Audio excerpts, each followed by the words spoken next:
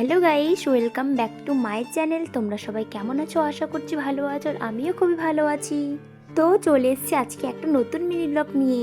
আজকে ছিল আমাদের নবান্ন, রাজবংশীদের সবচেয়ে বড় উৎসব। যেহেতু নবান্ন, তাই আমি সকাল সকাল এই ঠান্ডার মধ্যেও চান করে নিয়েছি। তারপর আমি সারা বাড়িতে আলপনা দিয়ে দিয়েছি। আমি খুব একটা ভালো আলপনা দিতে পারি না, যেটুকু পেরেছি ওইটুকুই চেষ্টা করেছি। তো দেখে নাও আমার আলপনা। জানি ভালো হয়নি, তাও আমি তোমাদের সাথে শেয়ার করলাম।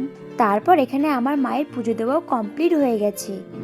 এখন আমি কয়েক রকমের ফলমূল বানিয়ে নিচ্ছি, যেমন বেদানা, আপেল, আরো অনেক কিছু। অনেক রকমের ফলমূল আর চালের গুঁড়ো দিয়ে এটা বানানো হয়েছে। এর নাম মখিত। এটা দিয়েই আমরা নবান্ন করি।